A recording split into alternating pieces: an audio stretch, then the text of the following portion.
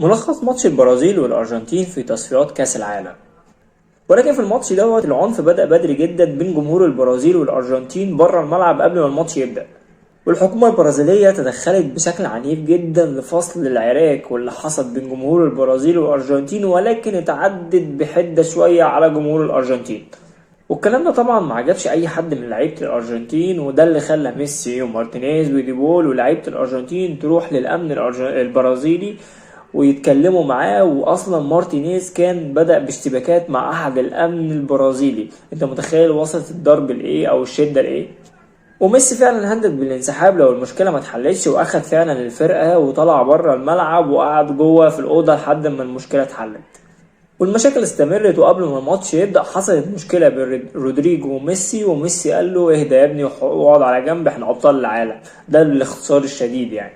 واخيرا الماتش بدأ وكان عنيف جدا جدا وتدخلات عنيفة جدا بين الفرقتين، وظهر في الماتش تألق كبير جدا لمارتينيز وحافظ على شباك الأرجنتين زي ما هي نظيفة، وده بيأكد ان مارتينيز جون كبير جدا ويؤكد على دوره مع الأرجنتين انه دور مهم جدا جدا جدا. والماتش كان هيخلص 0-0، ولكن اوتاميندي بيتألق وبيجيب جون في الدقيقة الأخيرة بدماغه، تحس اللي هو طلع الدور التالت زي رونالدو وجاب جون عالمي. وبكده تكون البرازيل أول ماتش تخسره في تصفيات كأس العالم من 1950، وتاني ماتش تخسره من الأرجنتين على ملعب الماراكانا. وأكن ملعب الماراكانا بين البرازيل والأرجنتين تحسه لعنة على البرازيل شوية. الأرجنتين أكد لنا إن هي تستحق إن هي تاخد كأس العالم، وإن هي فريق قوي جدا وملفوف حول ميسي. وفي الناحية التانية أو الجانب التاني بين البرازيل، إن الفريق شفناه مليان باللعيبة الصغيرة اللي محتاجة قائد، مش محتاجة قائد بس جوه الملعب، لا محتاجة قائد كمان بره الملعب.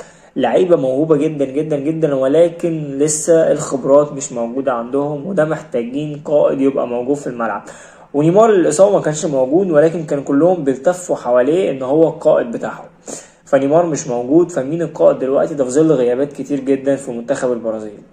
ومازال منتخب البرازيل بيعاني من تعدد المواهب الكتير جدا مع عدم الاستفادة منها نهائيا. كده نكون خلصنا كلامنا. لو الفيديو عجبك متنساش تعمل لايك وسبسكرايب. السلام عليكم.